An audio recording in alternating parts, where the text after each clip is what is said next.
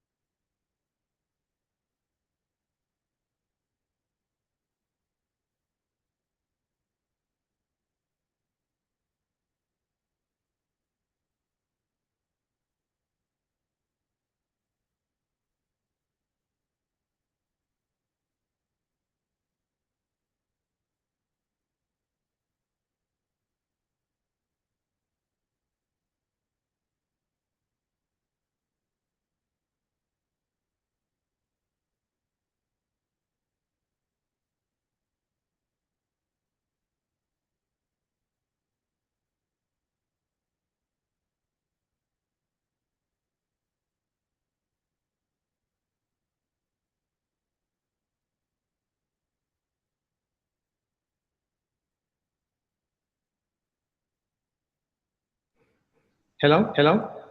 Can you hear Can me? you hear me?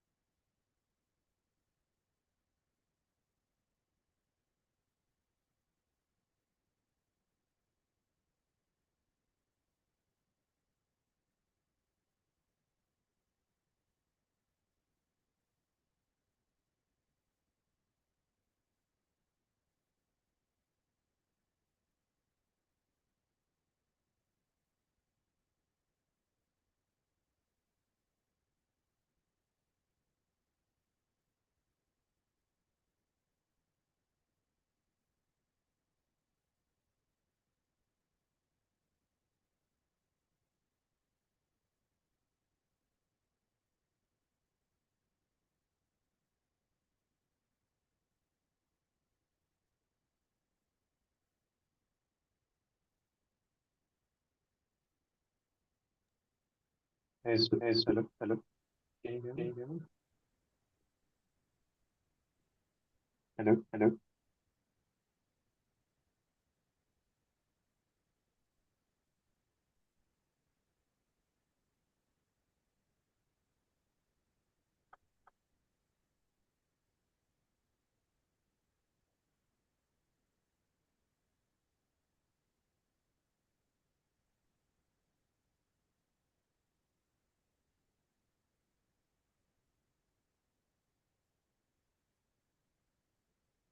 Hello, am I audible? Am I audible?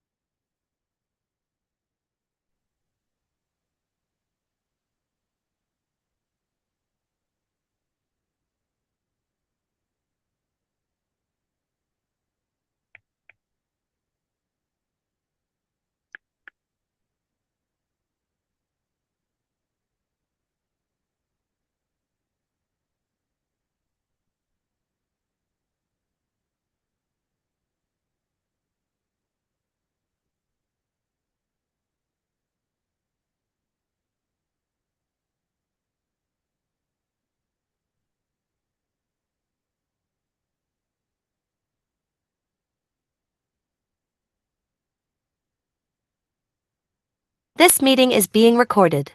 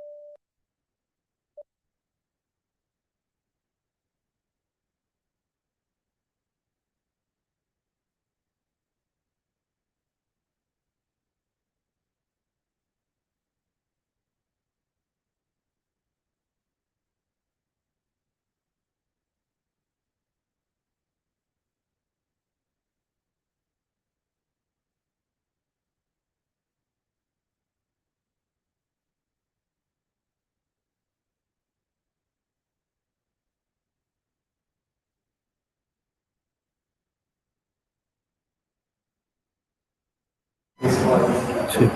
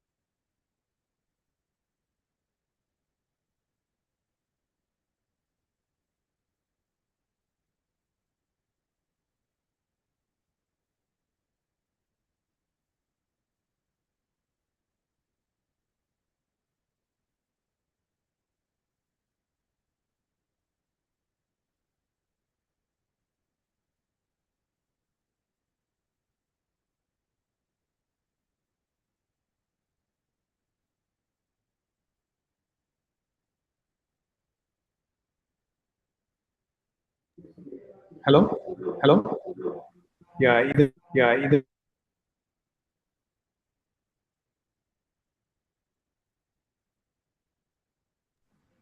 நான் பேசுனா? வருது, வருது.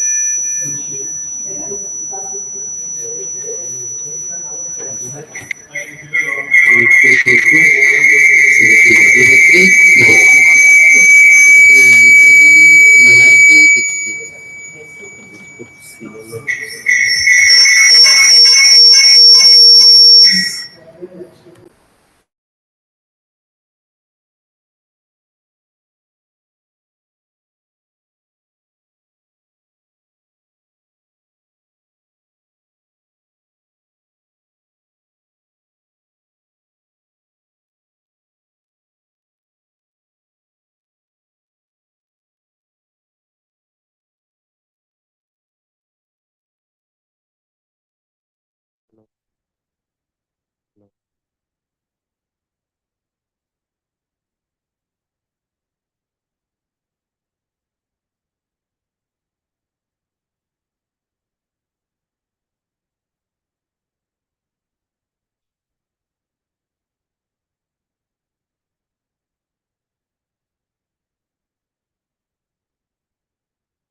Hello.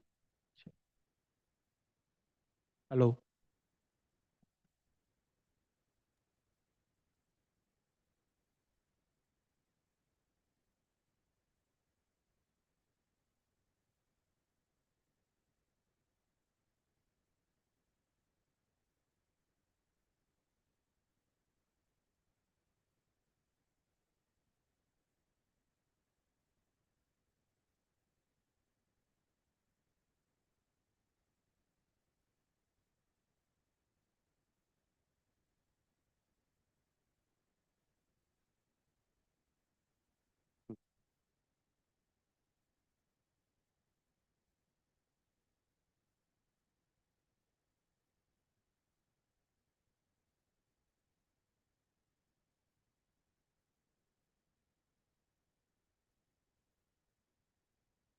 So hello, I'm Arpan. So I'll be presenting learning-based control concurrency testing.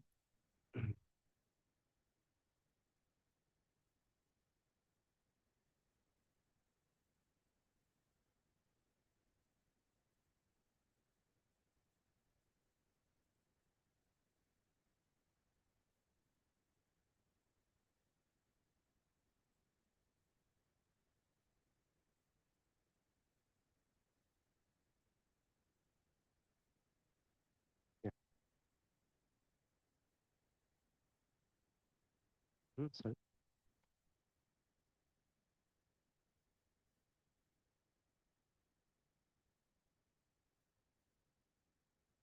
Me.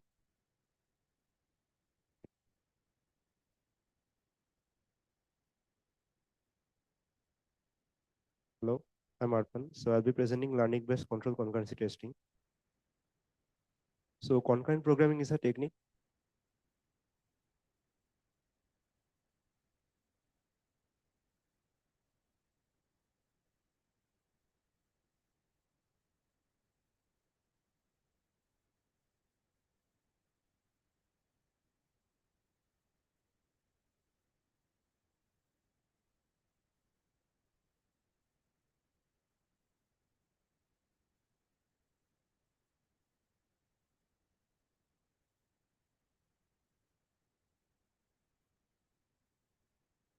So concurrent programming is a technique where two or more processes start to run in an interleaved manner, where they share the same resource, but they context switch so that if one process gets stuck at some point, through context switch, another process takes over and it runs the process until the resource is free again.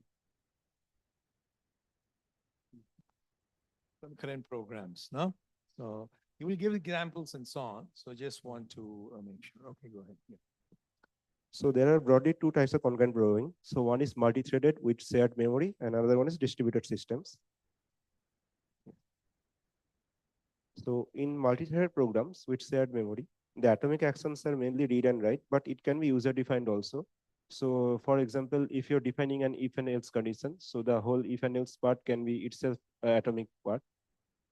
And the synchronization is done via locking the shared resources. In distributed system, there is no shared memory. There is concept of actors. So these actors, they have a inbox and address. So each actor can communicate with each other, and they share messages. And every message, there is a queue in, not queue. There is a data structure that stores every message. So here also synchronization is done via message passing. And an action or an actor is called enabled here if they have some message in their inbox. So in both cases, scheduler determines the order of the action is performed. So in this paper, we are mainly concerned in distributed systems. So the main challenge is due to the scheduler has to determine in which order the action is going to be performed. So there are several interleavings of messages. So the testing of the concurrence is really hard, and if a bug occurs at some certain point, it goes exponentially hard in the length of the schedule or the trace. So if the length of the schedule grows, it is very difficult to find the bug. So now this happens due to mainly two kind of non-determinism. So the control non-determinism is mainly when two or more actors. Yeah, I mean, with regard to the second bullet, see, with regard to verification, the state space explosion is a real problem. Okay, even for testing, the state space, large test spaces, state space means covering all of them. Here, the state space, the reachable state space that you can reach from initial state grows very fast, very quickly. And that is because the, there are n workers, okay, so it's only one action per worker. Even then, the number of states will be 2 to the n, for different orderings. That's why it is, when he says, so the bugs can occur only if they're deeply embedded, then you're out of luck, okay? So you'll have to really look for very long sequences. That's the point. So the control non-determinism is when two or more actors are enabled. So and the data non-determinism is so this is mainly due to uncontrolled scalar values. So you can think of it as the user intervention is required here. So let's say if you have a branching statement like if and else condition. So if x is greater than something, so you take one action, and if x is and else you take another action. So during testing, the scheduler has to decide which actions to perform in order to hit a buggy schedule. So here are some concurrency examples. So can you guys tell me what is wrong with the first example?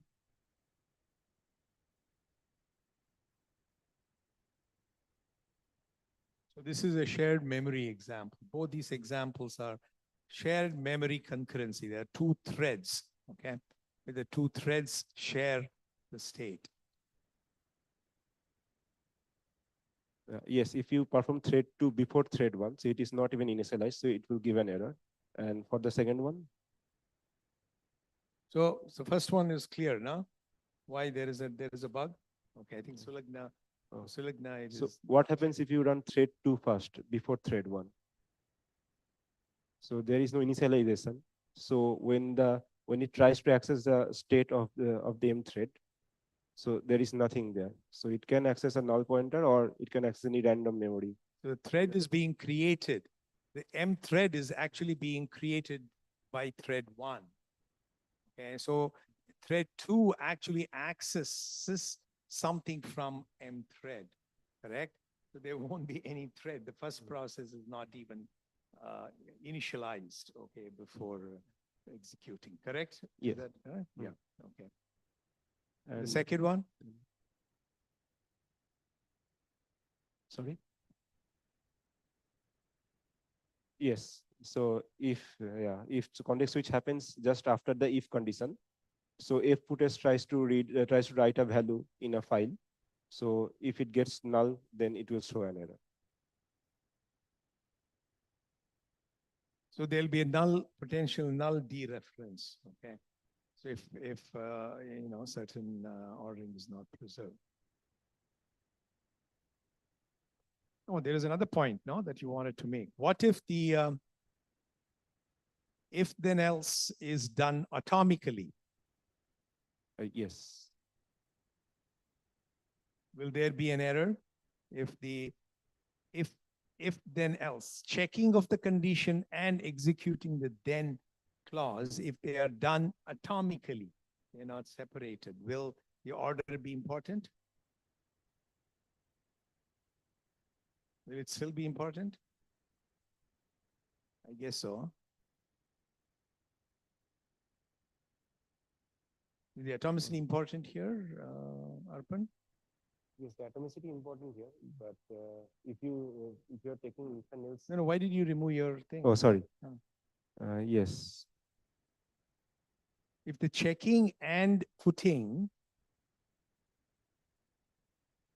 no, it is still important. Yeah, it is still, yes. So you'll have to do thread 2 first. You have to do thread 1 first, and then thread 2, correct? Yes, if you lock both if and else, so it will be an atomic condition, so it won't throw an error. Then it is okay. Yeah, then it is okay.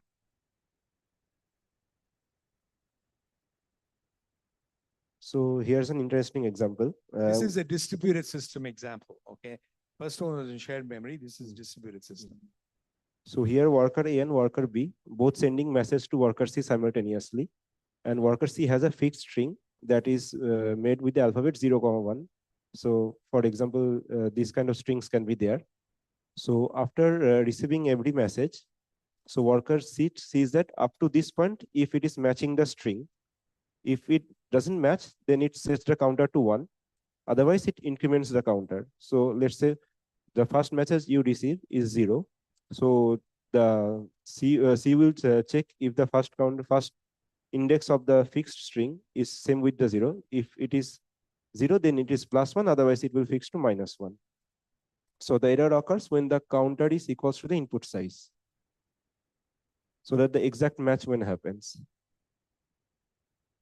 No. What is the thing? So when will, you have to say, when will the error occur? Anyone? For what schedule? For what interleaving? So the scheduler can pick either worker A or worker B. Okay. So for that particular string that he has shown there, when will there be an error? Which schedule we give an error? The interleaving depends on the scheduler, how it's sending the message. Yeah. That's it. I mean, it has to match exactly the string. Exactly the thing. So it has to choose worker A first, then B, I mean, three times repeated, and then 1, and so on. So there's exactly 1 interleaving for which this error can occur. Okay. Out of the 2 to the, I mean, n, where n is the size of the string, only 1 of 1 will display this bug. Okay. As the length of the input string grows, finding the bug is really hard here. No, the string is not input. Okay, there is a string, a fixed string eta that is stored inside worker C right at the beginning. Okay, after that it reads worker A and it has the well, as long as it's shown there. So it is 3 plus I mean, 6 plus 2, 8 plus 9, 17 plus 1, 18. Okay. That is the string that is stored in the internal state. Okay. Once and for all. Yeah. So there is a comma. Then, There is a comma. It's two they're two different different things. Okay, I'm strings. sorry. So there are, it could be either that or this. So say in the second case, so suppose for the second example, so then you'll have to schedule worker A first 9 times, followed by worker B. Okay, so that is the idea. Okay, that's why I think you have to go slow and explain things. It's just you have thought about the example, but they are looking at the example for the first time. Okay, therefore bear that in mind. Yeah, go ahead. So there are mainly two techniques for testing and verification of concurrent program. So one is stateful. So states here are mainly defined by cross products of the states of the agents. So these are like internal states and possibly the network. So depends on which model you're choosing. So that's how the system is fully modeled.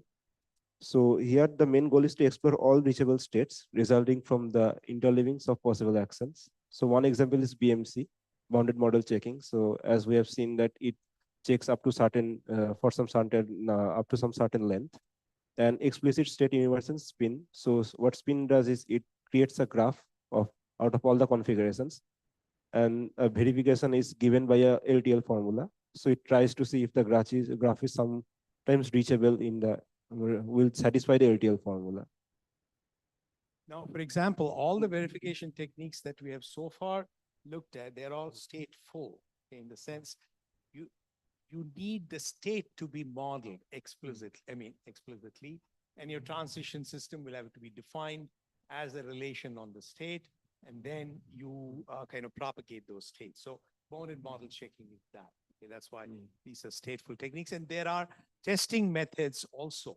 Bounded model checking, after all, is like a testing method because it is an incomplete method. So any method, testing or verification, that needs to keep the state, okay, as part of the verification technique is called stateful technique. Yeah.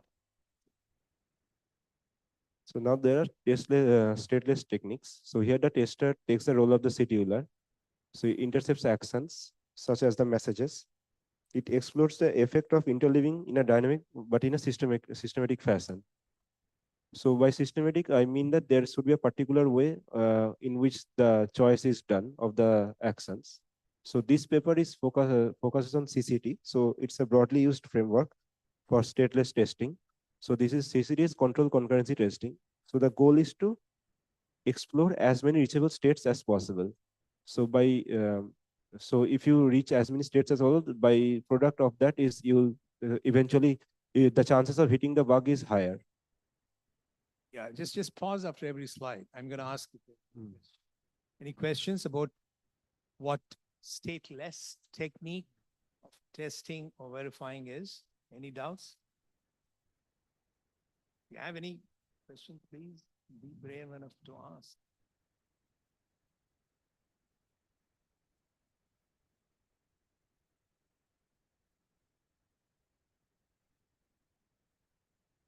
Okay. So the outline of this presentation goes like this. So a formal model, I'll explain the formal model for distributed systems. Then I'll explain what is CCT. So there are then I'll explain two another versions. So one is randomized testing and is probabilistic concurrency testing. Yeah, control concurrency testing is an instance of a stateless test. So then from these two examples, I will try to motivate motivation for RL augmented CCT. Then I'll explain what is the main contribution. RL stands for reinforcement. So the main contribution of this paper is this control concurrency testing that uses RL framework. Then I'll try to then I'll explain what is PCT is and the greedy scheduler, and then some technical details. And so a formal model for distributed system goes like this. So a program is a tuple which consists of W, that is the set of workers. Sigma is the set of configurations. Sigma init is the starting States. Yes. States. So A is the set of actions, and theta is defining what from a part from what actions will take from particular configuration to another configuration. So here we are saying that after each configuration, each configuration after taking one particular action will go to only one particular configuration. That is we are assuming here. So here are some more definitions that we need. So W maps one action to its unique worker. Enabled enabled sigma defines all the actions that you can take that will give you one configuration. I will take you to another configuration. Enabled W sigma again further trims down the set. So one is enabled and it has the worker has to be W. So now what is an example when an action may not be enabled, when no action may be enabled with the worker? no action is enabled for a worker. Give an example. at the end of the program. If there are no, for example, if there are no input messages, no? If action corresponds to reading a message, then if there are no messages, then there are no enabled action, correct?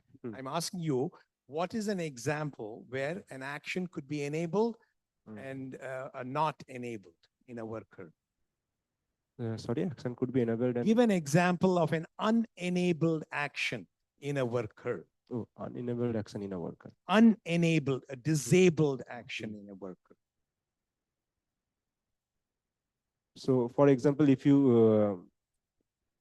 some actor want to use some resource, but that is occupied with some other actors, because since the actors can work independently. If it's locked, if the resource is locked, then it cannot access. That is one thing. Yes. Okay.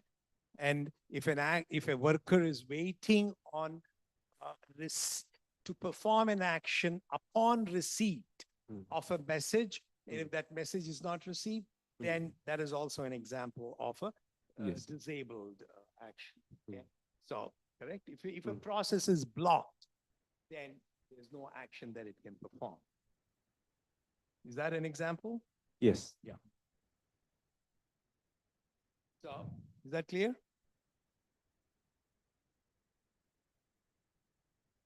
I'm not sure if you said yes. Yes? Okay. So from a configuration, when an actor can take more than one actions, that's why the data non-determinism occurs. So this is the generic control CCT testing model. So it comes, the input is a scheduler and the program, and maximum steps is n and the maximum iteration is n. So the maximum step m is the maximum size of the schedule that you're going to perform. And that we're going to perform for n many iterations. So this m and n varies, you can vary. Now the scheduler has two parts. So at line 2, we're just initializing sigma with sigma in it, and the scheduler that schedule with sigma in it, and then scheduler prepare next. It does some computation, and for example, you can set priorities of which action now it should take, for example. And for after that, up to for m many steps, if there is no error sigma, my error full configurations, and the enabled sigma is not phi, then it chooses an action that is also performed by this get next. That is also dependent on scheduler to scheduler. After that, after taking an action, remember only where we can go to only one sigma dash that we have assumed. So we take that sigma dash and feed it to that L that we initialize with sigma in it. And this goes on for like m steps. And the whole thing, after each iteration, again, we're calling schedule prepare next. This thing we're doing for n times. And if we find a buggy schedule, then we're returning L. Otherwise, the algorithm returns an empty sequence. So is there any question here?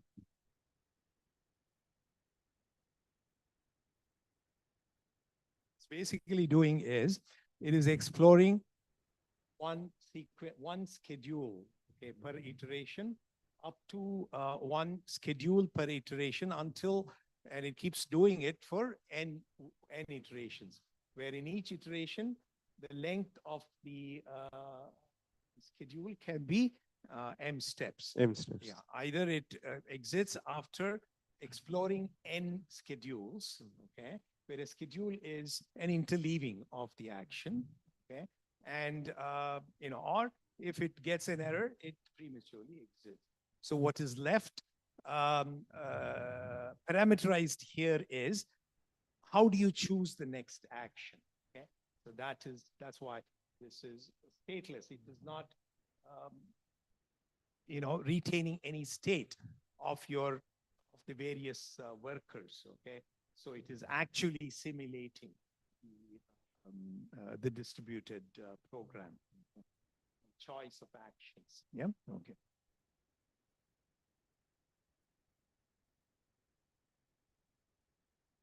So if you if you just skip the prepare next part, so now the scheduler has no choice of getting which actions to no information about which actions to take. So the scheduler selects randomly. So the problem with random selection of an action, you can figure out with this problem. So the chances of finding once possible scheduler is, you uniformly randomly choose the next action. Yeah. That's what he's explaining. Go ahead. Yeah. Yes. So if you're choosing random actions uniformly at random, so the chances of hitting this buggy schedule is 1/2 to the power n, where n is the size that is already size of the string that was fixed in the worker C. So this gives us a motivation for why we need to learn which actions to take, because for some example, the randomization may not work. I mean by may not work, it takes a long time to hit a buggy schedule on given. So now PCT is an algorithm which changes the priorities of the enabled actions in a probabilistic manner, but the number of such changes, it happens in a particular point of the schedule, of the length of the schedule. So that is basically usually user defined. So it also affects the performance. PCT is a variant of, it's a very popular randomized, constrained randomized testing procedure that is used in practice, okay, which he will describe later on in the thing. But that's a kind of a variation on that can give some probabilistic guarantees of finding certain predefined patterns of schedules. Okay. Yeah. So hence a learning-based approach might be a good option. So this is the RL framework. So the agent is choosing the action which should be taken at a particular state. I think one point that I want to make, go back to the previous slide. See, both these randomized approach or anything purely random approach, they are program agnostic. Okay, they don't take any semantic. They kind of some sense randomly schedule the action regardless of what the action might do.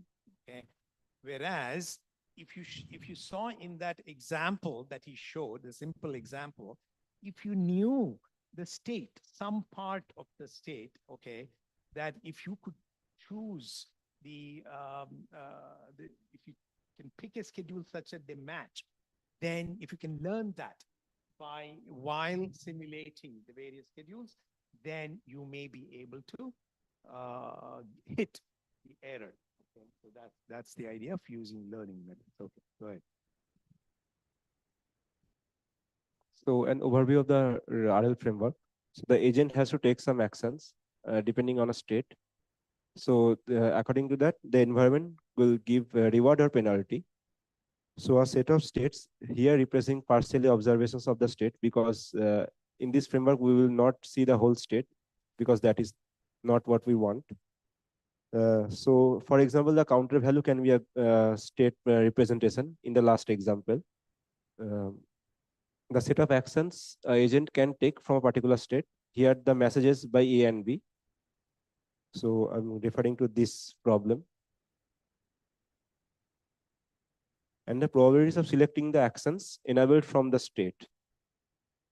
And the reward is given by the environment. So the third bullet is just the Q value, right? Yes, the third bullet is just the Q values. Determine which Actions should be taken. The reward is given when an action A is taken from S.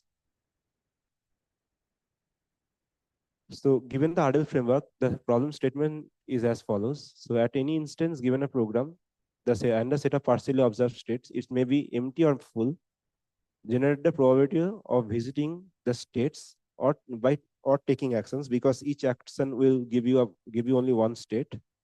The main target is to visit as many new states as possible. So notice that you can visit the buggy schedule only after the counter is the highest, so that you have to explore as many states as that. Otherwise, you cannot reach the buggy state. So since we don't want to visit the already visited states, here we will use the reward R of SA as -1. So as you already know, the Q value is defined by this function, this formula, where R of SA is the reward and tau of S comma A comma S dash, that doesn't exist here because we're only going to one state after taking one action. And visitor S is the optimal value, the optimal reward that you can get from the state S.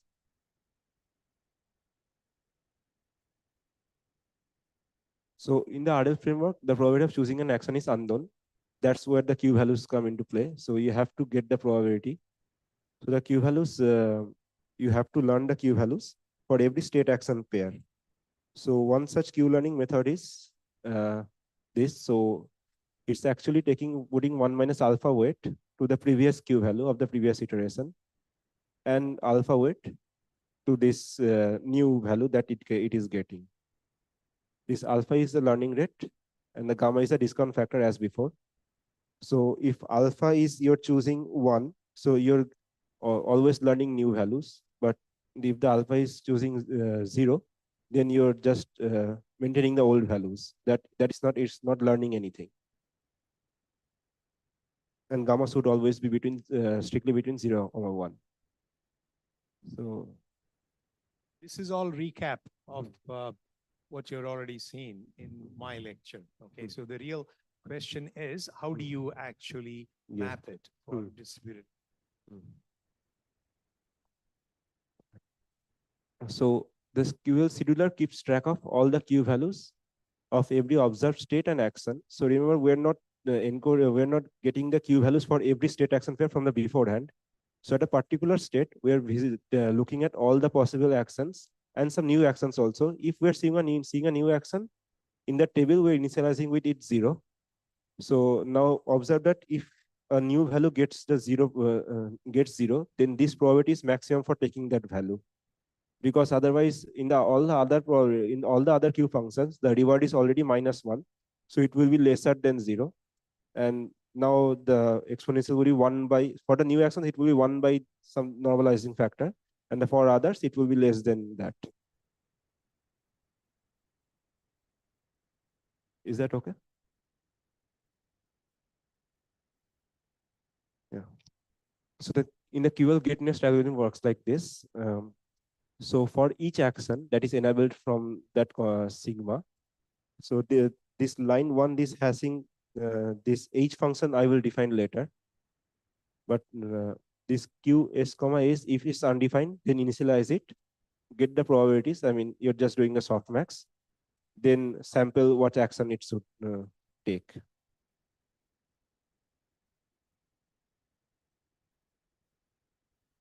And this is the prepare next. It just updates the Q values in the next iteration. So if you put all these things together, the new algorithm looks like this. So this was the general framework.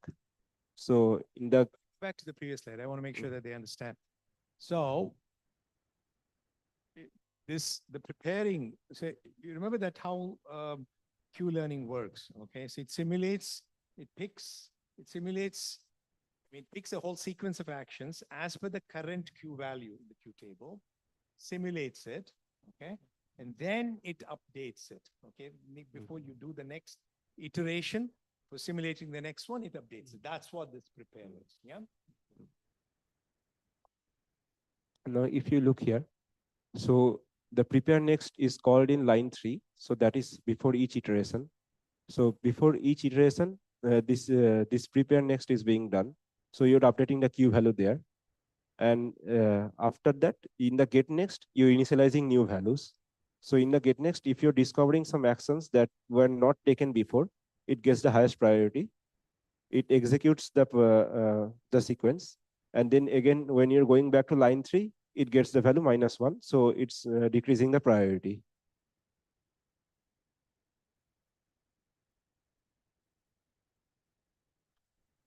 So some insight of the QL algorithm.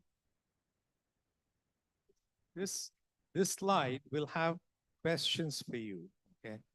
So this is our, I haven't made it up to see if you are, attentive or not. So questions. Yeah. Yes.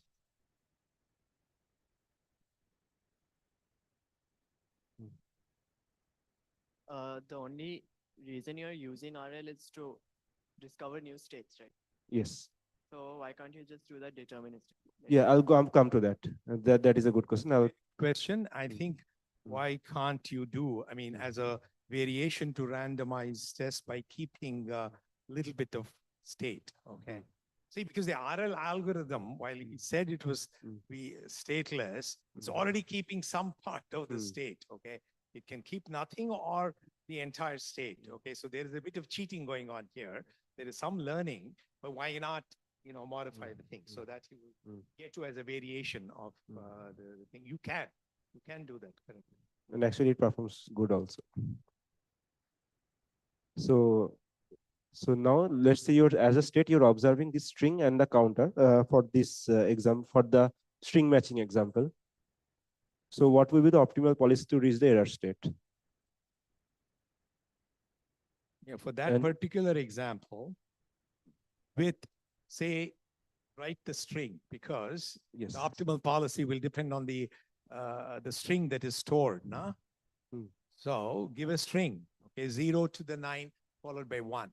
Okay, let's suppose your eta string that is stored inside is, give that string, please. So let's say eta is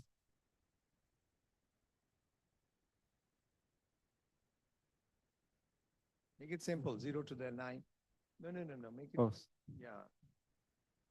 0 to the 9 followed by 1.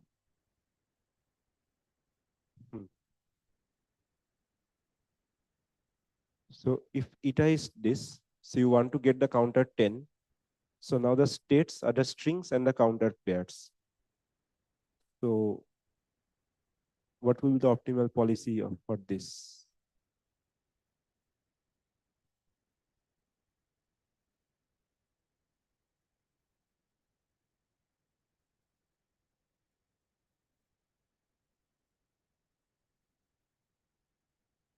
The optimal policy.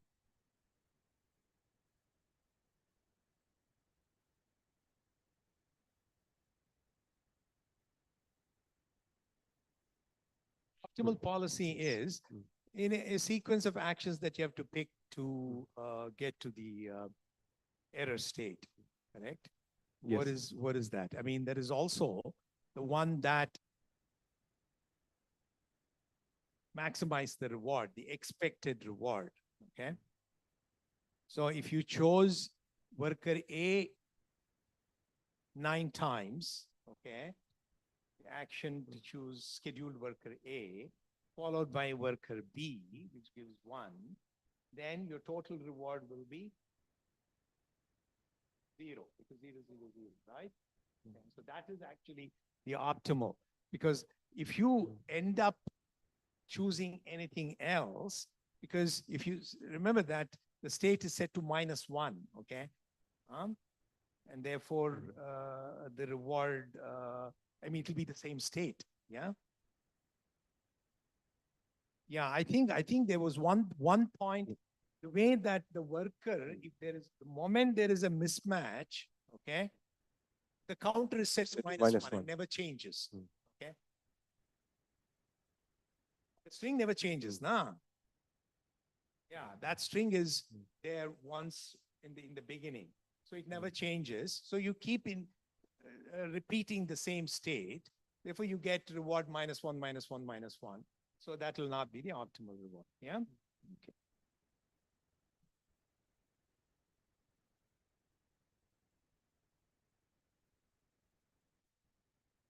So what happens if the state is taken to be just a counter values? So which one will converge faster, this Q-learning or the previous one? No, in the previous example, is the string is exactly the string that was encoded in C or the string that was being made up after we are getting A and B? No. The string is always stored right in the beginning. No, the string that is being formed after taking the messages. Hmm. Yeah. So still. So that will The message that you get is based on which worker you pick, no? Yeah, but in the QL there is a hashing map, so it will map the inboxes of the messages. Yeah. So I'm saying that if you're taking the string as part of that, the message C is receiving, it is for in the inbox. So from that the string is being formed. So what happens if I take? No. So you will have to pick that string, that schedule which matches it. Otherwise your state will be -1, no? Yeah, that's what Q-learning will learn, because after that state, he wants to match exactly that string as long as possible. So the Q-learning will match the inbox and the string that is being fixed there also. So what's your point? So my point is the string is a tuple of the string is being formed after receiving the message, comma the message string was that was already there. The state, what is the state? State is the counter value, and this the string remains the same. Okay. Okay. The string remains the same. Eta, which is inside worker C, remains the same, never changes. No, that is the state. Yeah, that is the state. Yes. But then this thing and the counter also, just the counter will be the same. No? Why? Yes. No, every time there is a match, the counter is incremented. Yeah, Yes. Yeah, that is true. That is true. Yes. The answer to the second one is true. Having the counter and the thing is the same. So the question is, you're right. Okay. In both cases, it will be the same. You're right. Yep. Yes. So I thought that the string, if we take it as the match, the string that's being formed after the messages, then I thought that will make the QL converge faster. If you store what is there as well, but then you're changing the problem, no? Problem changes. Yeah. If you're storing more information for the given problem, these two behave the same way. Yes. So what is what? I thought that when we discussed the string is being formed in the that message. is not being stored, no? Oh. That is not what the person is doing. Yes, if you did that, then probably you can learn more. Okay.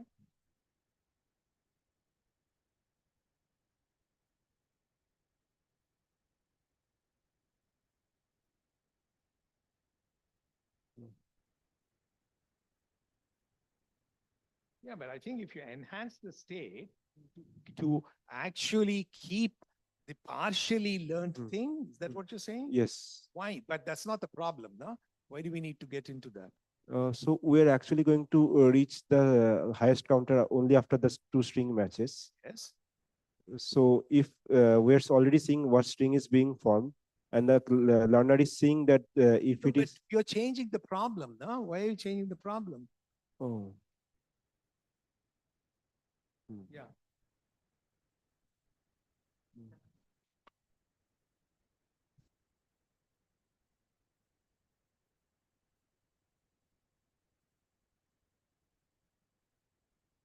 Here I'm assuming that worker, the state, there is nothing in worker A or worker B. that is being remembered. Okay. Mm. So the state is defined as whatever is inside worker C. That's it. Yeah. Then it's the Then same. it's the same thing.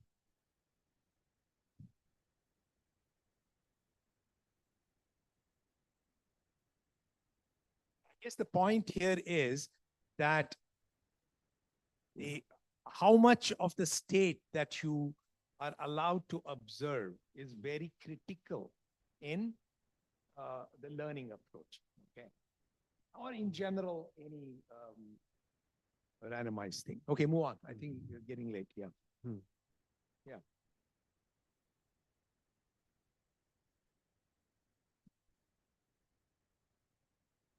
Suppose we do store the string partially, because then like, but the only thing that you're doing that changes the reward is that if you already go to a state that's been previously unexplored, right? Yes. So that wouldn't help converge towards the optimal policy, because like even if you go backward, even if you do a wrong state, like even if you do an action that doesn't cause the error, because the string is still changed, so that would be a different state. That would be a new state. So there'd be a lot more actions which still, yeah, maybe like it won't, like it's not going to converge based on that.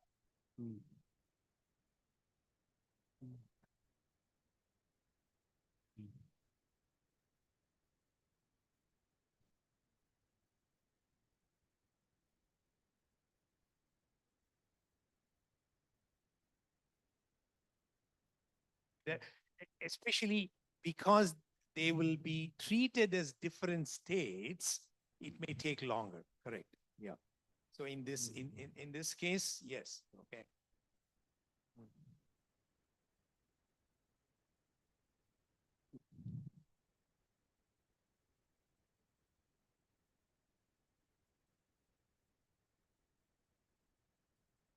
Go ahead. So this leads us to the following question: how much information should be there in a state? So what is the optimal state information, and how to treat non-determinism?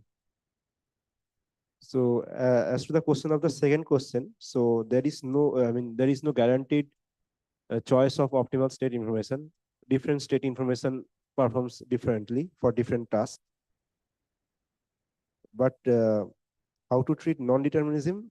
Here is one example where if you treat non-determinism, non-determinism, I mean, so there is a branching. You have to give an example of what data non-determinism is. Yes, I'm saying. So, yeah. So suppose there is a branching part in your code where the if-else condition occurs. So the scheduler has to perform based on both what actions it can take if the if say. I think the example is where if you merge worker A and worker B into a Yes. single worker and they have an if then else statement. No? Yes. Why don't you write the if then else statement? Yeah.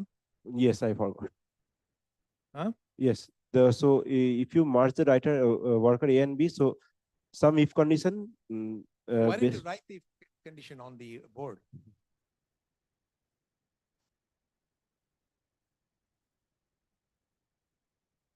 So if some condition, then A, else B. So there should be something like this in a in the zero code. or one. Huh? It will produce Oh, zero. I mean the message of A or message of B, Zero, one. or zero.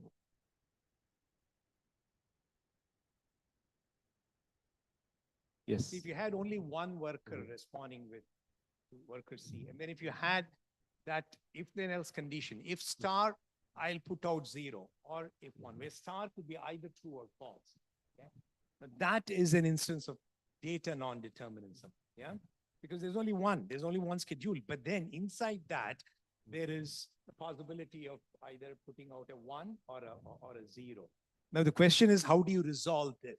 Okay, normally in random stateless methods, this is also resolved in a uniformly random fashion.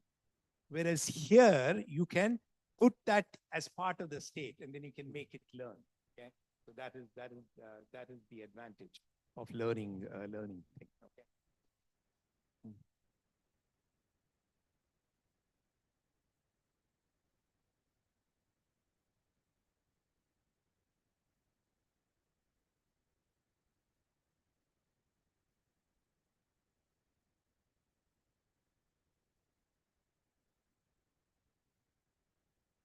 So the comparison shows that if we treat the non-determinism as uniformly at random, the performance degrades. So QLDN, DNN, NDN is the scheduler which treats the enabled actions in a branching state uniformly at random. So this does not perform better than the learning method. So this is the B person shows that out of 100 times, how many times the error was found. So as you can see, you can guess for random scheduler. Do you understand what is being compared here? So they are running, so they are comparing Q learning with other random methods. He has not explained PCT, but with purely random methods, they are running it for a certain number of iterations. After that, they're comparing the number of times the random scheduler finds the bug, that's the percentage, and the number of times QL. Go ahead. So for the random scheduler, the B percentage is the same. For PCT, it is 97 for the first string, since you can say that since it's a bit less complicated than the other strings, it is finding some bug, but in the other cases, it's not finding anything. But the Q learning, it's performing really well in these cases. So the greedy scheduler. So the first natural thing, as you said already. Yeah, go back to the previous thing. I just want to pose the question.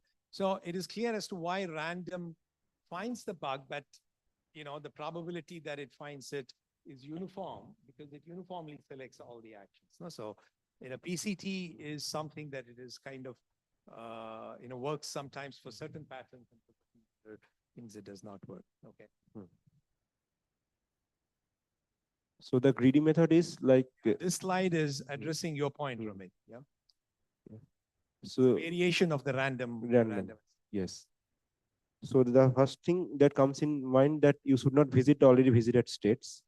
So the greedy scheduler maintains a map which counts the number of times a state has been visited. So at a particular state, the scheduler looks at all the possible states it can visit. It chooses that action which leads to the state with the lowest TF value. And after visiting that state, it increments the TF value of that particular state. So although this approach does solve the problem of not visiting already visited states, it lacks the ability to explore new state from the already visited states. Like in the Q learning, there is although little, but some probability of visiting the old states also. So now I'll explain what is PCT. So instead of choosing workers randomly, it decreases the priority. So there are, let's say you have n many workers. The initial priority is set to d plus 1 to d plus n. For now, assume that d is larger than n. So there are also this sorted list. So that is z1 to zd minus 1, which is created where each zi is chosen from 1 to m. Remember, this m is the length of the schedule that we are giving as a parameter. Uniformly random. And the set in each zi is different from each zj. These two things are done by this prepare next. Now in the get next, when this when the enabled action that you're choosing is the highest priority enabled action, but at the point of priority change, the point of priority change means so it is the it is the length of the schedule we are considering. So if the length of the schedule is equals to some zj from here, and the highest priority worker, that is the ith worker, let's say wi, then the priority of the worker is changed to j. Here j is between 1 to d minus 1.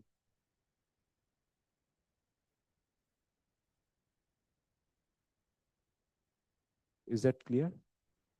I think it's a little bit hard to follow, but I guess the summary is instead of it's a variation on the random strategy. What it does is it keeps a list of priority for all the workers. Okay, it picks rather than picking uniformly at random the various workers to schedule. It picks as per the priority. Okay, and then it also maintains certain priority change points, which can be chosen by the user. At once it hits priority change points are, some points during your simulation. Okay, at those priority change points, it changes the priority in that list, and that's how it does. So it is not, and this method is supposed to work very good for shallow bugs. I mean, if you want, where D here is, if you want to explore all possible ordering of actions up to a certain length, then you'll be, this is able to give certain probabilistic guarantee that you will hit one of those orderings. Okay, so I don't think it's important that you understand this detail. It's just that they've chosen this also as a variation of the random method to compare Q-learning method, okay, in their experiment results, and that's why Arpan is introducing this. Go ahead. Yeah. So again, the string match, if you see the results for the simple string, so PCT is able to catch the bug, but for the other strings, it is not able to, since it's purely dependent on where you're setting the scheduling points and how many scheduling points you're making the scheduler to have. Yeah, I think the point he's making is, as long as the way that you pick the scheduling point and your priority matches some of this internal state, then you can win. Okay, otherwise you don't. Whereas a learning approach kind of uniformly, I mean, it performs better than these things, which is what the surprising result is. Yeah. So as I have said, the QL scheduler's target is to visit as many new states as possible. So now consider this distributed system where calculator C is receiving a message from all the other actors. So if subtract is sending a message, it will subtract 1 from the counter, that the counter is already initialized in the calculator C. If add is sending on one message, it adds 1, and so on for the other workers. So the range that C can have.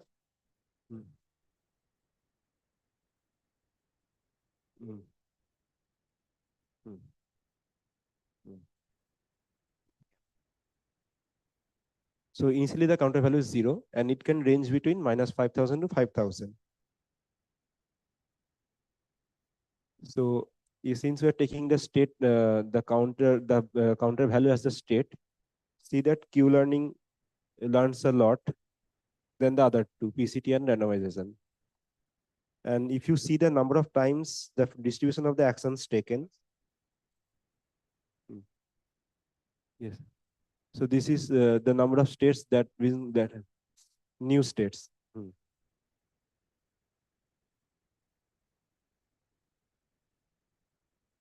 So this one is QL, this is PCT, the green one, and red is the random is this one, this red.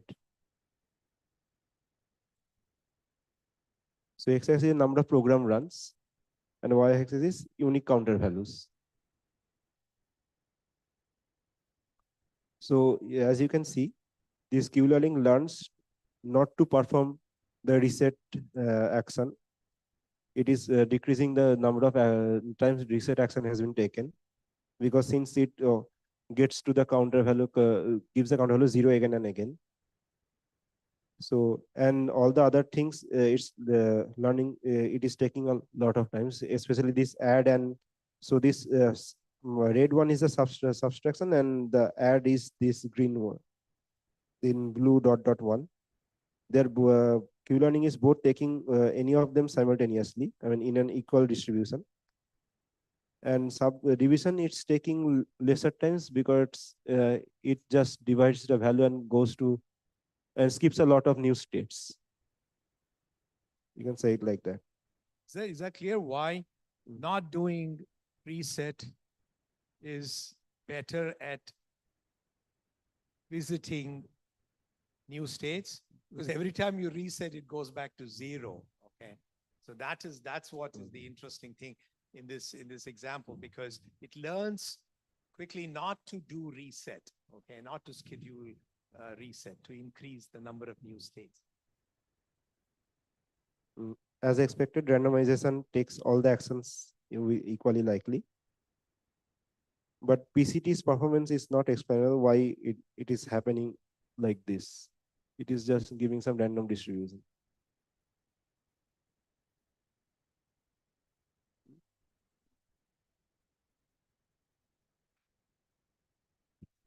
So I guess it's not clear as to why PC.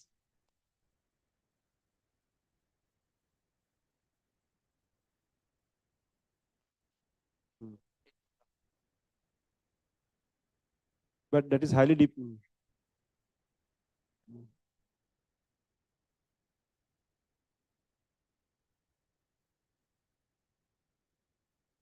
But that is dependent highly on the number of times the scheduling we're changing the priority. Otherwise, the priority is fixed from the beforehand. So it is highly dependent on the number of that parameter also. Mm. Mm. Mm. Yes. Mm. Mm. Mm. Quite good. Yeah. Yes.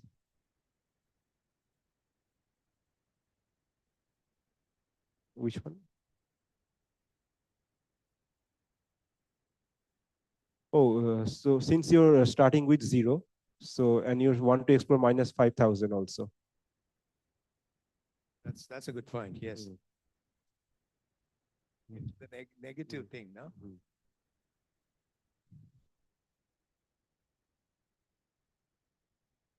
So now this brings us to the what we use as. Okay, in the interest of time, since we started very late, Mm. to give him a fair audience, so we'll go till 5:15. Yeah. So what should we use for the hash function in the get newest and the prepare next? First of all, Mm. you introduce a hash function. Does anyone know what is the hash function? That determines how much of the state that you're observing in the Q learning process. Okay, and they use a hashing function to determine that in the implementation. Okay, so if the hash function is just if you want to observe the entire state, then it has to hash every state uniquely. Otherwise, if you want to hide something, it does pick different. So it is just a one-one map between from some information of the partial state observation to some enumeration. It turns out that the QL scheduler varies a lot depending on what information we're hashing. So so I'll use RAF protocol to give an example of how we're choosing the hash function. So the RAF protocol is as follows. So each node of the protocol. In the paper, they do these small examples to illustrate the point, and then they do a bunch of case studies. Okay, and this whole testing, they are gearing it for testing certain class of distributed protocol. Although they vary a lot, specifically they were interested in doing this what are called consensus protocols. Have you heard of consensus protocols? These are all used, inside blockchain infrastructure. Okay, so that was one of their interests. Although they do a whole bunch of benchmarks. So I asked Arpan to choose one case study and explain it, and he's going to. Yes. So the nodes can have any of the three roles. So one is leader, one is follower, and one is candidate.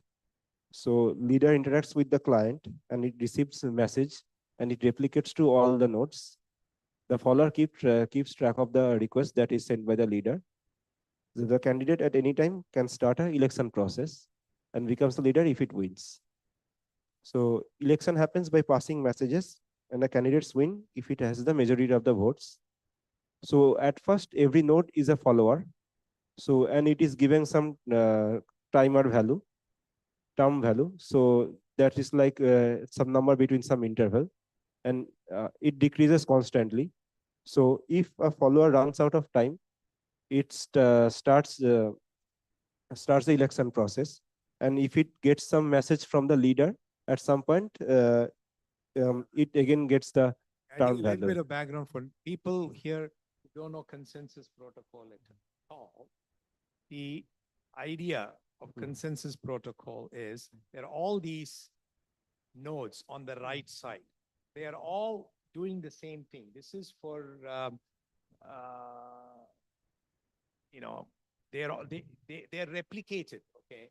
Replicated nodes, because these protocols are meant to tolerate faults, such as, you know, one of the nodes can fail, to tolerate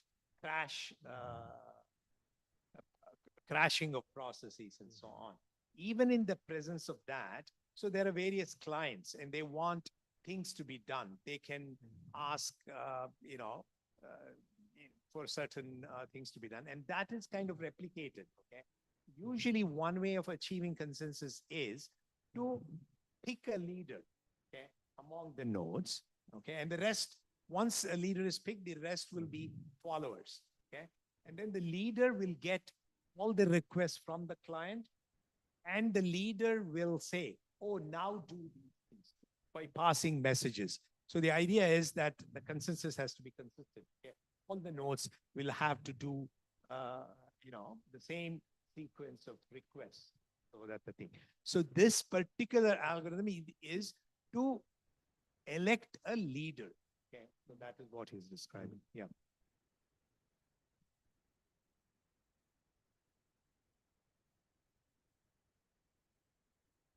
Yeah, that's the thing. So the stability guarantee is, I mean, well, you use the term stability, what in the presence of failure, what has to be ensured is this protocol will have to ensure that at any point, how does leader get elected? So if a leader, suppose there is already a leader, okay, all the rest are followers. Now, suppose a follower doesn't hear anything from the leader, okay? The leader could have crashed, okay? So that is when the follower becomes a candidate, okay? A new leader has to be elected. So the follower changes his role as a candidate, then sends, oh, I want to be the leader, okay? And then they vote, and then they do it. Now, I'll get back. That's how a new leader will get elected.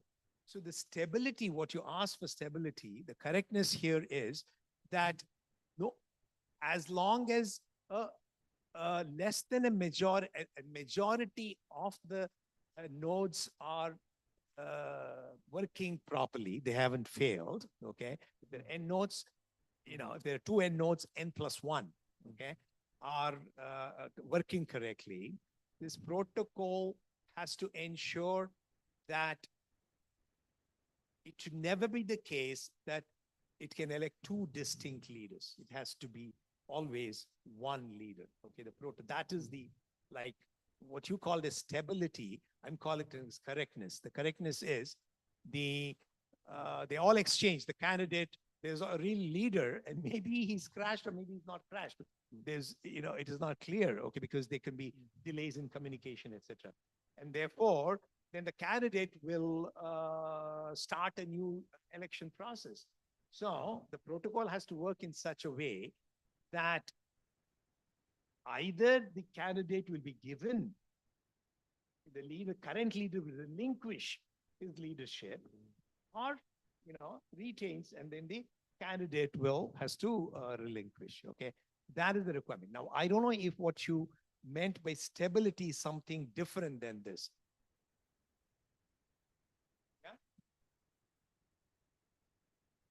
In my mind, I was thinking of fixation of preference, like the server which is acting as the like bridge between the client and the follower servers.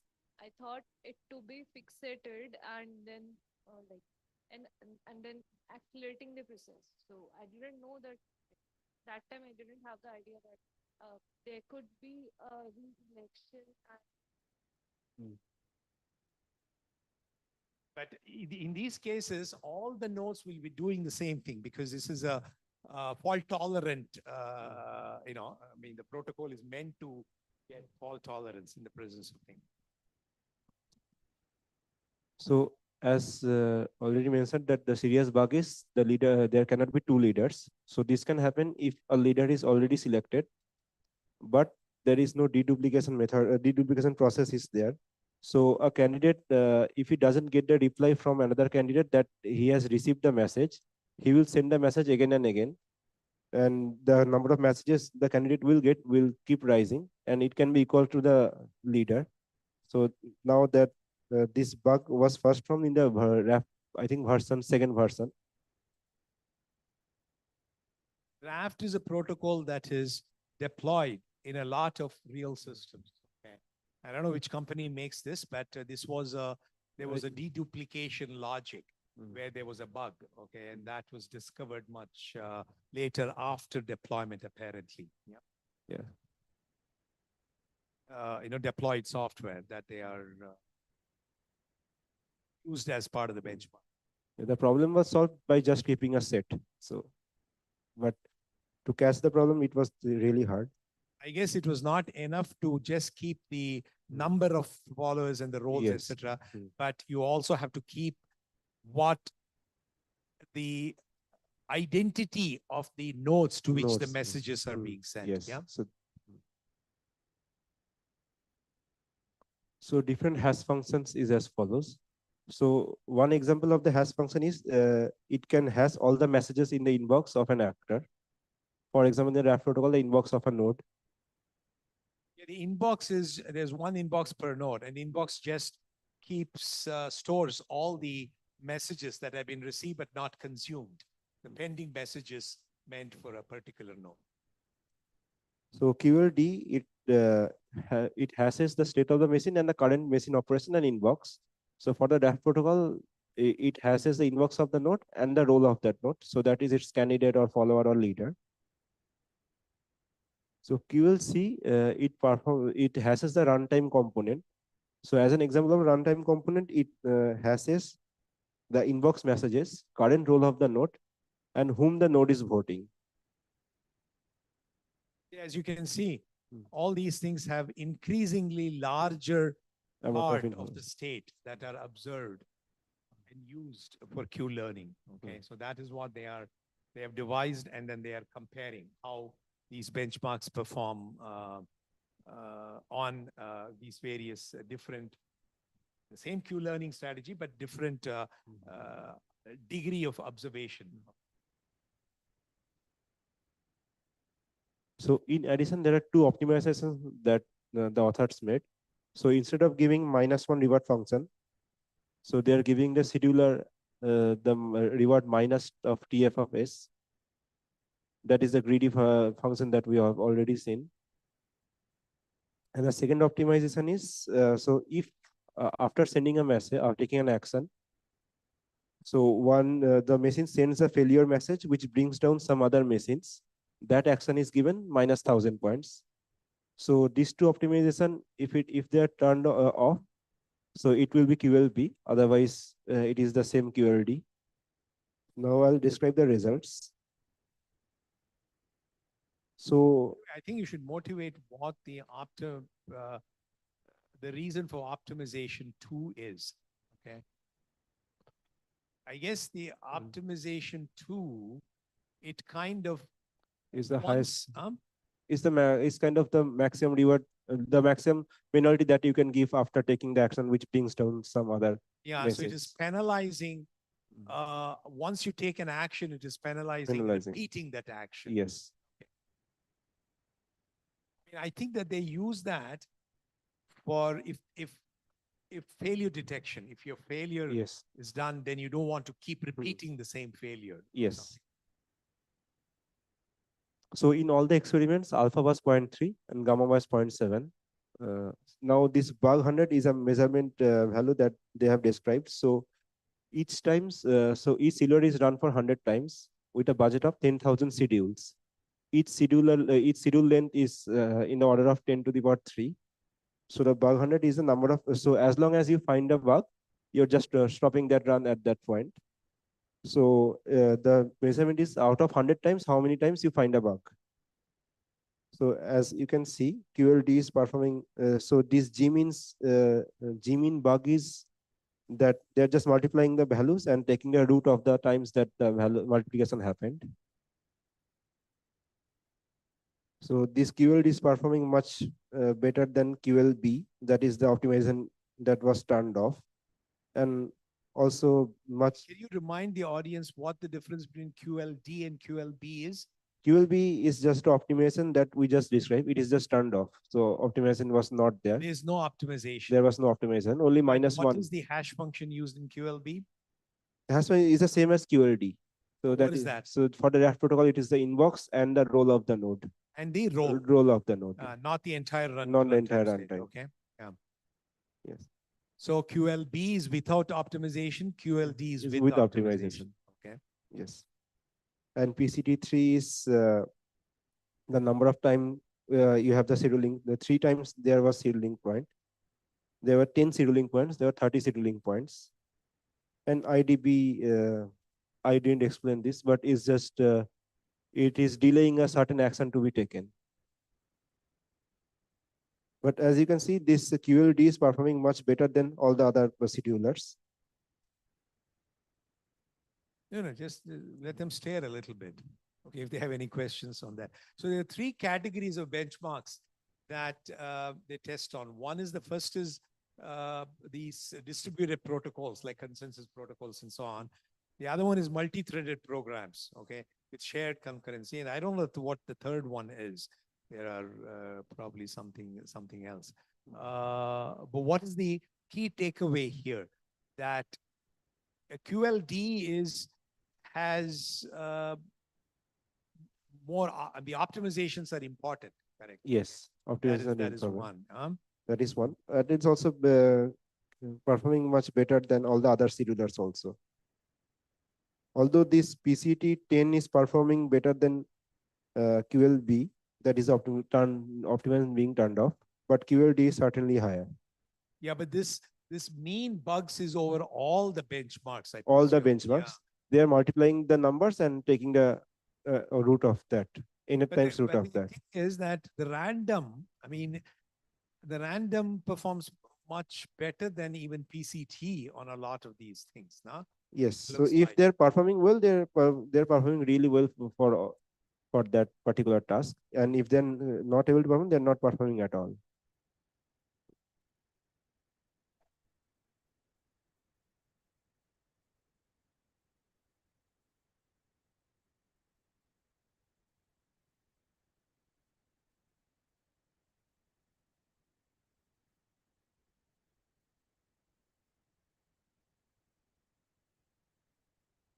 Makes sense for PCT to have such a big value.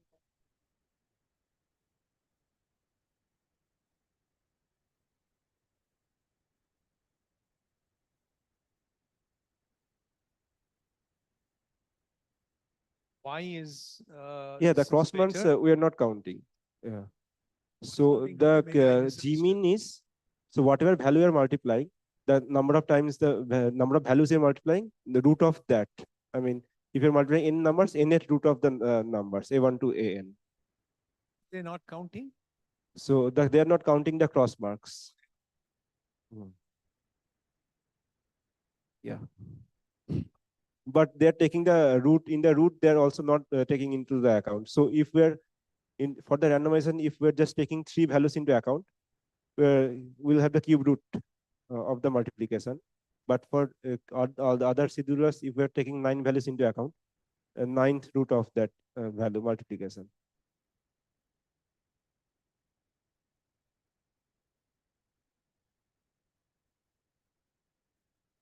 Go ahead.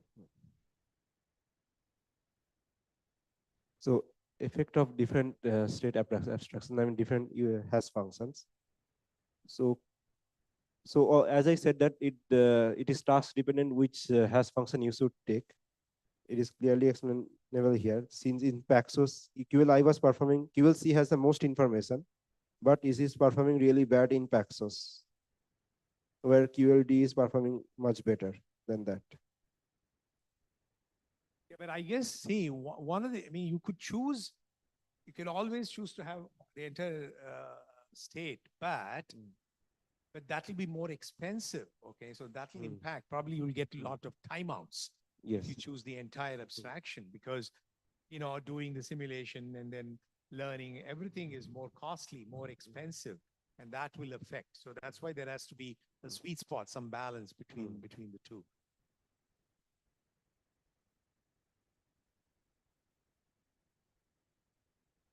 So these are the unique state coverage.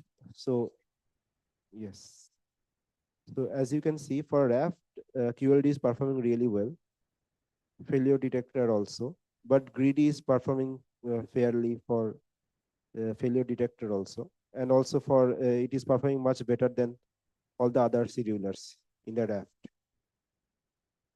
In the safe stack, the Greedy performing a lot better than all the others. In the bounded buffer also, Greedy is the highest performer. But in the pool manager, again, QLD is performing much better than all of them. So Greedy is also a good choice for some tasks. Yeah. So in summary, Q-learning is learning. Q-learning is a method for testing distributed systems. So learning is used to increase as much new states as much as we can. So experiments on several distributed systems, benchmarks such as consensus protocol that we have already seen, it outperforms CCT approach on some on the state coverage. So for the future work, we can so can there be any uh, guided method for bug finding? I mean, some logical rule can it be there to make the QL learning converge faster? Since in this paper, it is a byproduct of visiting as many states as possible. So what if we don't want to visit as many states as possible, but we want to just go to our desired desired property? Yes, the idea is, I mean, I want to put in a plug here for a CMI alumni who's actually has been doing some work in the second thing. The idea here is, if indeed, see, this one does not use any specification at all. You can use a property specification like what is a bad state. If that information is given, can you then use it to guide and help the thing? I don't know how many of you are very young. I mean, there is this person called Suguman Banto. She is a graduate of CMI. No, Jessica? What? Yeah, I mean, I think she's, I mean, she's finished a PhD now at Rice, and she's a professor at Georgia Tech.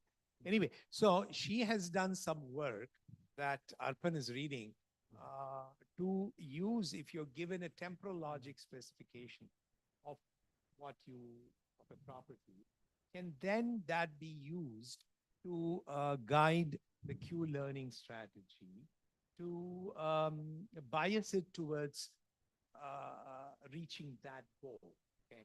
Reaching the bad state. Here it is just trying to enhance the coverage, okay? So that's all. I mean, she's already done some work, and there is still a scope for doing more work in that area. Go ahead. So the third future work is is there any better reward function? And the last one is the interesting part. So can we use DNN for approximating Q learning and make it more effective?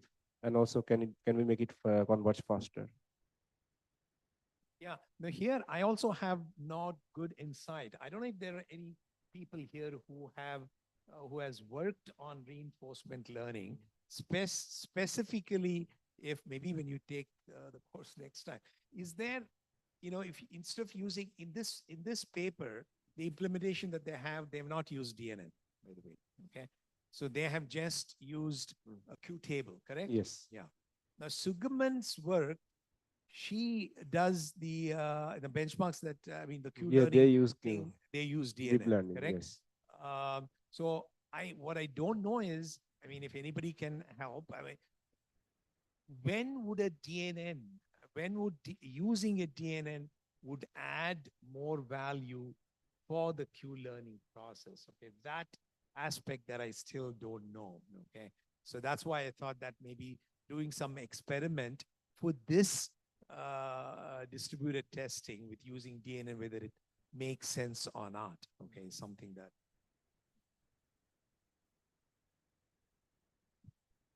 getting a, you know, shedding some light on. Okay. So any other Thank you. questions you have? Okay. So let's give a hand to Arpan. So thank you for showing up and then making it interactive. Yeah. Okay. Thank you.